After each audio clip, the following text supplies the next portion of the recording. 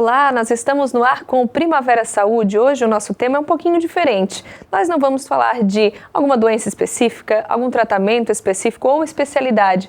Nós vamos falar de algo um pouco mais amplo, Sistema Único de Saúde, o SUS. Para isso nós recebemos no estúdio a dentista Giovana Mondardo, seja bem-vinda. Ela que tem bastante experiência em saúde coletiva e conhece bastante, né, o que é o Sistema Único de Saúde. Seja bem-vinda. Obrigada, Débora. Obrigada pelo convite. Para mim é uma honra poder estar aqui conversando um pouquinho contigo sobre o Sistema Único de Saúde, que é um sistema que eu venho estudando desde a época da minha graduação, né? Sou formada há 3 anos em odontologia, eu sou especialista em atenção básica, sou especialista também em gestão em saúde e estou terminando agora o mestrado em saúde coletiva. No mestrado também tu está fazendo uma dissertação voltada, né, contando um pouquinho a história do SUS, né? Sim, Débora, eu estou contando agora, celebramos esse ano os 25 anos da Estratégia de Saúde da Família, que são essas organizações em que a gente tem unidades básicas de saúde organizadas com um número mínimo de profissionais, né, e tudo isso que vem ao longo do tempo sendo inserido também por outras políticas, como o NASF, né, e que depois a gente pode conversar um pouquinho. E eu estou celebrando esse ano, né, a gente está celebrando esse ano a SF, os 25 anos, e a gente está estudando um pouquinho da história da implementação da SF aqui em Criciúma, mas que, por consequência, essa implementação também reflete a nível nacional. Bom, a gente quis trazer esse assunto para cá, né, pessoal que está em casa aí, de repente, muita gente que usa o Sistema Único de Saúde, aliás, a maior parte da população brasileira usa o Sistema Único de Saúde, não só planos de saúde ou sistema particular, né? Mas é um sistema que é muito criticado, né? Por filas, por demora em atendimento, por uma série de situações. A ideia aqui é realmente a gente mostrar, afinal de contas, o que é o SUS, de onde ele surgiu, a gente tem uma ideia, né, do que é esse sistema, como é que ele funciona, ou como deveria, de repente, funcionar, enfim. O SUS ele já existe há bastante tempo aqui no país, mas não existe desde que o país foi criado, claro. Exatamente, Débora.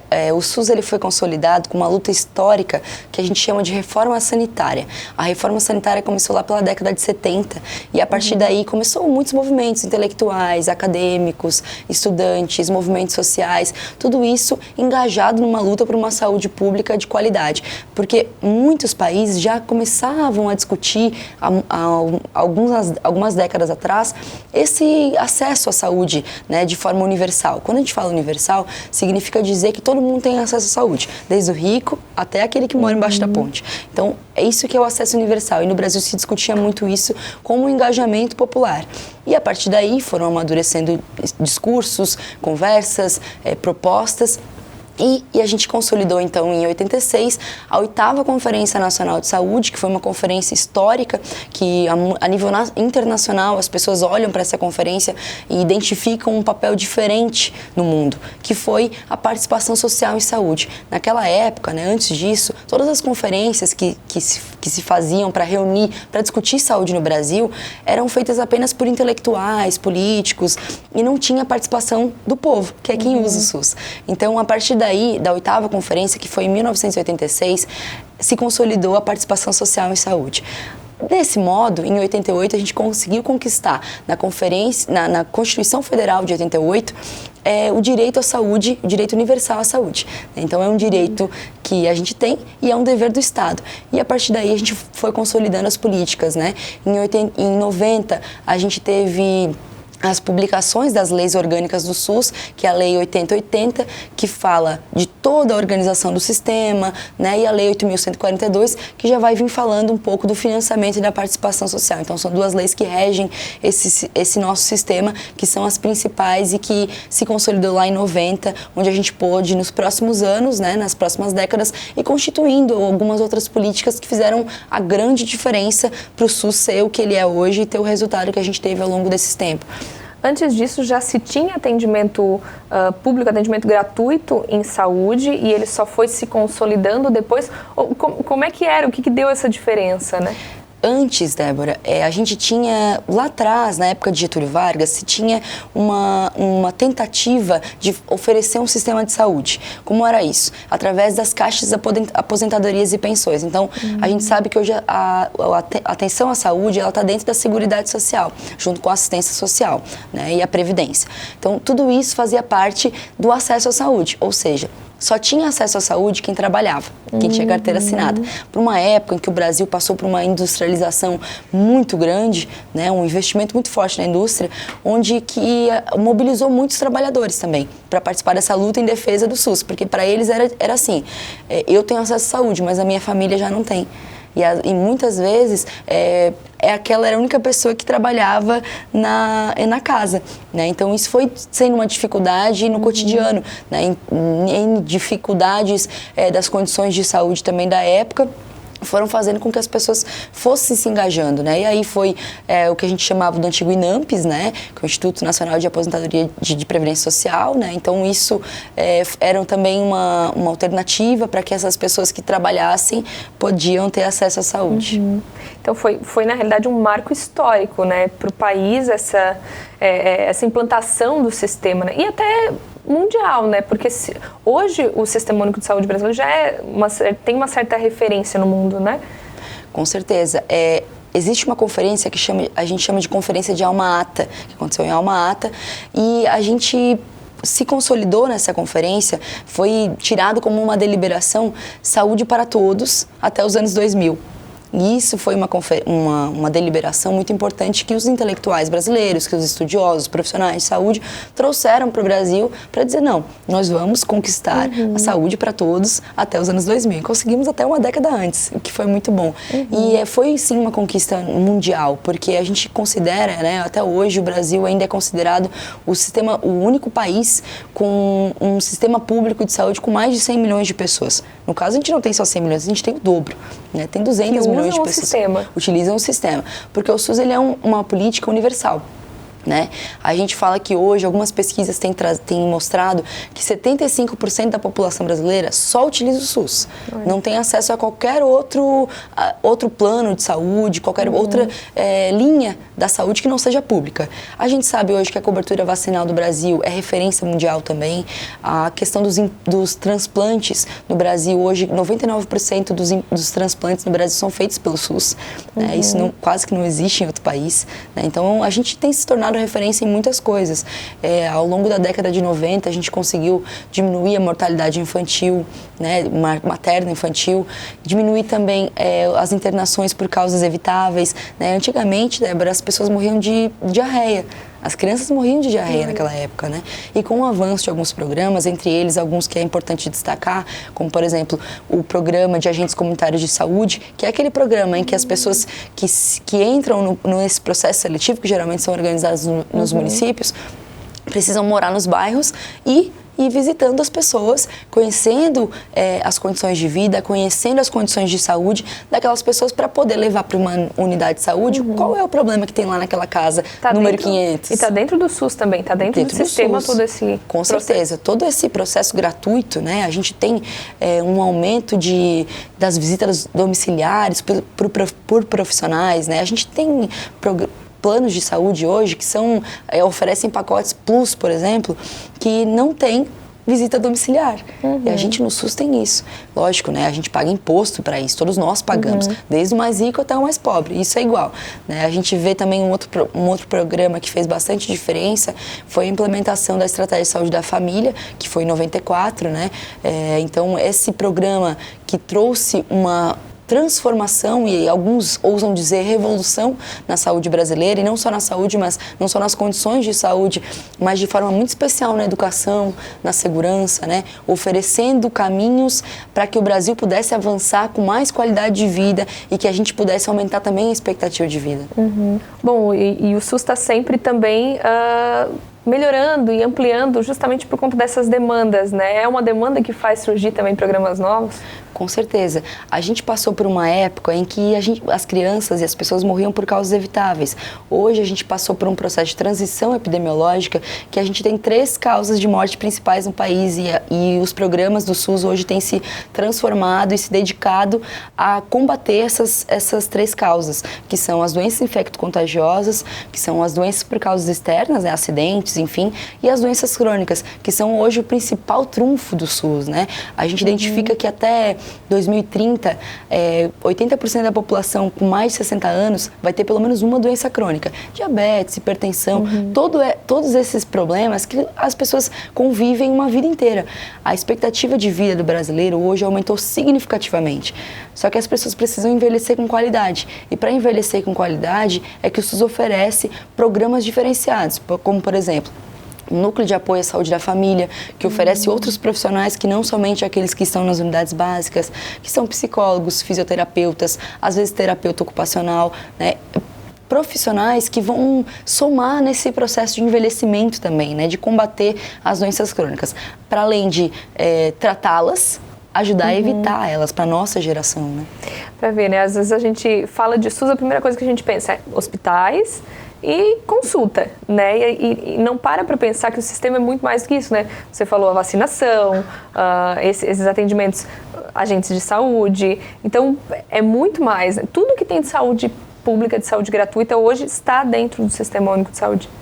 No país, né? Claro. Sim, tudo. A gente tem aí centros de referência que são referência no mundo todo.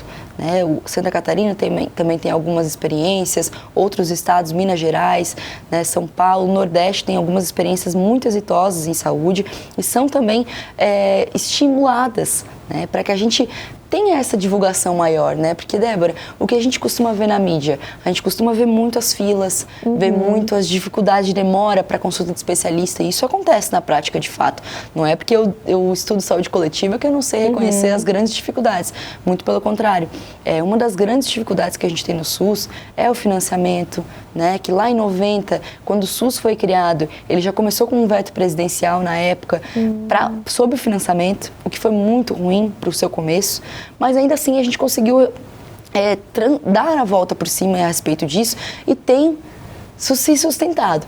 Porque você consegue imaginar, por exemplo, não ter uma unidade básica de saúde no seu bairro? A gente já está acostumado com isso, né? É difícil imaginar outra realidade. Perfeito. A nossa geração não é acostumada a não ter saúde pública. A gente às vezes só vai reconhecer que aquilo era bom quando a gente não tiver mais, e isso é muito ruim. Por isso que a gente sempre levanta essa bandeira do Sistema Único de Saúde, que é um sistema em que tem a atenção primária em saúde, a atenção secundária, a terciária e até a quaternária. Né? E é uma situação em que a gente precisa reconhecer o alto desenvolvimento tecnológico. A atenção primária em saúde é um recurso que a gente tem para chegar mais próximo das famílias, para criar vínculos, né? E isso não despende muita tecnologia, mas despende inúmeras ações, como elas, incentivo nos profissionais de saúde, melhores salários, planos de carreira, tudo isso que a gente não tem na prática. Um maior financiamento, porque às vezes falta insumo para atenção primária, mas não falta aquela ressonância lá dentro de um hospital. Né? Às vezes a gente tem uma certa inversão. Por que tem essa inversão? Por causa de gestões. Né? Depende muito de quem entra. Depende de quem entra a nível municipal, estadual e nacional. É igual para sempre. Sempre. O investimento na atenção primária e saúde tem sido relatado em alguns países, no Canadá tem uma experiência que fala muito isso, que diz sobre as doenças crônicas, né? A redução dessas doenças crônicas para os próximos anos. E isso tem sido muito salientado. Então, esse investimento que a gente sempre fala na atenção primária, a gente reconhece, a gente que estuda saúde coletiva, reconhece como fundamental para transformar cada vez mais o sistema em algo que oferece uma saúde de qualidade para as pessoas e com um acesso justo, né, e digno das pessoas brasileiras. Giovana, a gente vai fazer uma pausa rapidinho, depois do intervalo a gente volta falando mais aí sobre o SUS, e aí vamos fazer um contraponto aí, né, da teoria e da prática, o que a ideia realmente do SUS e o que realmente está sendo colocado em prática, o que falta também para que seja concretizado realmente o que o SUS prega, né? A gente volta já.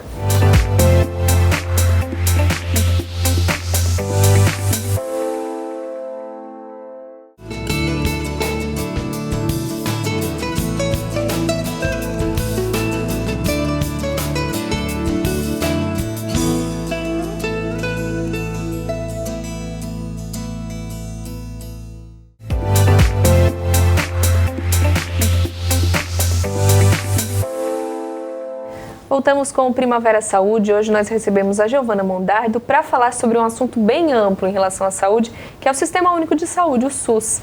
Antes do intervalo, você falou da questão do financiamento, né? Tem algumas coisas que, na verdade, o SUS se propõe a fazer e se propunha, né, desde o início, mas que não consegue, falta também. Essa questão do investimento, do financiamento, trava um pouco também, né?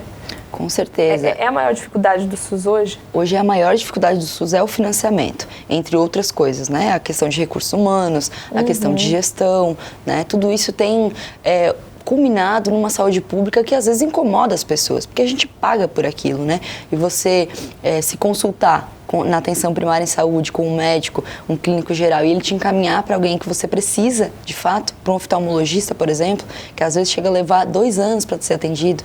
Isso é uma coisa inumana, né? Não vai de encontro com o direito à saúde que a gente conquistou lá em 88. E isso é um problema que a gente vem enfrentando a nível nacional, que é do financiamento, né? Hoje a gente tem um compromisso, né, que é essa parte do financiamento do SUS, onde a União Federal ela investe 9% ou a correção do PIB, né, em saúde. Os estados, eles vão estar investindo 12% e os municípios 15%. Na prática, não é assim. Na prática, os municípios chegam a investir 24% ou até mais. Olha, para equilibrar mesmo as contas. Para equilibrar, porque a União não cumpre, né? A União não cumpre, o Estado às vezes não cumpre, até agora, nos últimos tempos, tem cumprido, mas o Estado não costuma cumprir, né? Então, os municípios se organizam dessa forma, porque é uma pasta em que é necessária. É um bem comum, é um bem humano, né, a saúde. Então, os municípios as gestões municipais, elas não têm coragem, e acho que está correto, de dizer assim, não, nós vamos investir só 15 e está tudo certo. Eu acho que é uma grande responsabilidade que é jogada para os municípios, que o município não dá conta. Porque a primeira cobrança vem nos municípios, né? Um hospital ou uma unidade de saúde que não está atendendo bem ou que não consegue dar conta da demanda, a população reclama primeiro na prefeitura, né? Não vai para outras esferas dificilmente. Com certeza, principalmente pela organização da participação social em saúde nos municípios. Porque se você for pegar essa lei 8.142 que fala, né, de 1990, que fala sobre a participação social, ela coloca lá sobre os conselhos locais de saúde, os conselhos municipais de saúde, os estaduais e o nacional. E tudo isso diz respeito a essa reivindicação em saúde, né? A essa procura de dizer tá bom ou não tá, né? Então essas organizações através dos conselhos faz parte. Então ter conselho local em cada bairro, ter um conselho municipal atuante faz toda a diferença para um município ter uma saúde mais pautada no que diz respeito nas condições e nas demandas populares, né? Bom, na teoria, né, e o que se propõe a fazer o SUS se a gente parar para pensar, é o ideal, né? O atendimento gratuito, unidade de saúde, consulta com clínico geral, com consulta odontológica, enfim, a vacinação, a questão de especialistas, atendimento em pronto-socorro, tudo isso tranquilo. O problema realmente das filas, de um atendimento ruim, em locais que a gente percebe no país que realmente tem um atendimento até subhumano, né? Isso é uma falta também de investimento, de gestão. O problema não é o SUS, o problema são outras situações. Realmente não dá pra gente criticar o SUS em si, né? Sim, com certeza, né? Essa é uma grande dificuldade que a gente enfrenta no cotidiano, inclusive pra gente que defende o Sistema Único de Saúde, porque é um desafio. Você defender um sistema, às vezes, que deixa de fato as pessoas morrerem na fila. E isso é muito difícil, é desafiador. Mas se a gente olhar num contexto geral, o SUS ele tem muito mais conquistas, né? Hoje eu não posso imaginar um Brasil sem o SUS, porque eu fico pensando como é que seria as condições de vida hoje, né? As condições de saúde, se a gente não tivesse combatido causas que a gente hoje pudesse estar vivendo como país na África, né? Então, a gente tem situações, por exemplo, o programa de combate à AIDS e HIV no Brasil é referência mundial. Olha. A gente descobriu em 80, a AIDS é muito recente, né? E foi um programa que tem sido amplamente difundido, um programa sério, responsável, em que as pessoas que contraem o vírus podem ir na unidade de saúde pegar o medicamento. E é só o único país no mundo que tem isso, é o Brasil. Pois é, Giovana, e tem outros sistemas públicos, né, sistemas gratuitos como é o SUS, pelo mundo, ou isso ainda é raro? Tem. Alguns países têm algumas experiências boas, como a França, o Canadá, a Inglaterra. Esses países, eles têm traduzido uma essência também de troca com o Brasil, muito bacana, que é alguns com parcerias público-privadas, né? Alguns até eles oferecem um pacote mais básico de saúde, ou seja, no SUS hoje, o Sistema Único de Saúde brasileiro, ele oferece tratamento para câncer completamente gratuito. Gratuito. Ele oferece, por exemplo, tratamento para doenças raras completamente gratuito, para você ter ideia. Se a pessoa entra, por exemplo, ela tem uma doença rara e esse medicamento não tem no SUS ou não tem nem no Brasil, que é muito comum. Então ele tem uma doença rara e ele precisa tratar aquela doença, senão ele vai falecer, vai virar óbito em 3, 4 meses. Então, às vezes para aumentar uma expectativa de vida para 1 ano, por exemplo. E ele tem o direito. Então ele vai, judicializa o medicamento na saúde e fala assim, não, eu quero, mesmo que custe 100 mil reais toda semana para pagar aquele medicamento. Isso é possível? Isso é possível no SUS, tá? Tem muitas discussões em torno disso, sobre, às vezes, investir muito em tratamento para doenças raras e não tanto na atenção primária, etc, etc. Mas isso pode vir para outra conversa, porque daria horas também de discussão. Mas para você ter ideia, esse é o único país no mundo em que oferece uma atenção primária, secundária, terciária e quaternária, em que o direito à saúde é garantido. Completamente garantido. Se você tem câncer, se você tem HIV, se você tem alguma doença rara, né, ou se você precisa de um transplante, isso tudo é feito pelo SUS. Então, a maioria dos países acaba pagando parte desse valor, né? Às vezes, você contribuiu tantos anos, eles fazem um cálculo em cima do tanto que você contribuiu, depende muito do país, mas um país que tem uma experiência muito boa também é o Canadá. Isso é importante falar, assim. Agora, brasileiro se espelha muito nos Estados Unidos e gosta de falar que vou largar o país e vou morar nos Estados Unidos. Lá não tem sistema único de saúde como no Brasil, né? Não. Lá a gente tem o que chama de Medicare, que é um sistema que ele é para as pessoas carentes apenas. Né? Então, mas não, também é aquele pacote básico que eu te falei. Ele aceita pouco, né? Não vai para tudo que a gente fala. Hoje a gente tem acesso à medicação gratuita no SUS, né? Então lá não funciona dessa forma. Existe o fato de você ter algum problema de saúde, procurar um hospital, porque também eles não têm essas unidades básicas de saúde que a gente tem. Eu não consigo pensar hoje em ter uma gripe e ir para o hospital. Jamais, não passa pela minha cabeça. Lá funciona assim. Então o Medicare tem... Porque não existem esses... Não existe esses pontos centros de atendimento menores. Sim, não, tem essas policlínicas, que o equivalente a policlínicas que a gente tem aqui, né? Mais ou menos isso. Então que, fazem esse atendimento, mas é um atendimento biomédico, né? Médico centrado, que a gente fala, que é um atendimento em que ele não olha o ser humano como um todo, ele identifica apenas a doença, enfim. E esse rompimento desse processo em que eles fazem na saúde nos Estados Unidos ainda é muito ultrapassado, mas eles vêm também tentando romper com essa lógica já há muitos anos, de tentar fazer com que seja pelo menos parecido com o do Brasil. De maneira geral, comparando com a maior parte do mundo, o Brasil está bem servido em saúde pública. Com certeza, o SUS ele oferece uma transformação social para as pessoas. Eu acho que ele é uma ferramenta importante para isso, Débora, porque eu enxergo em que a gente, né, que defende a saúde pública, nós estudiosos, nós defendemos que ele é uma conquista do povo e ele deve servir o povo.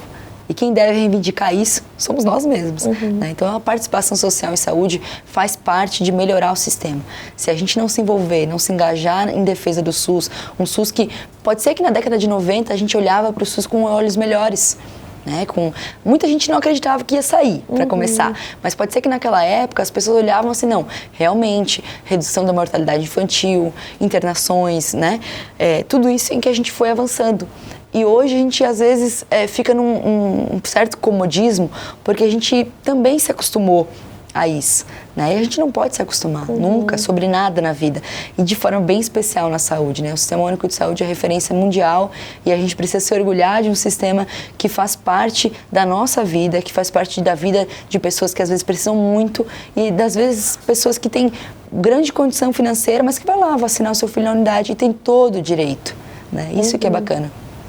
Bom, Giovana, infelizmente a gente vai chegando ao fim da entrevista. Tenho certeza que a gente ficaria horas conversando sobre o SUS, porque é uma variedade, né? É uma infinidade de atendimentos que são feitos, de coisas que podem ser feitas a partir de agora.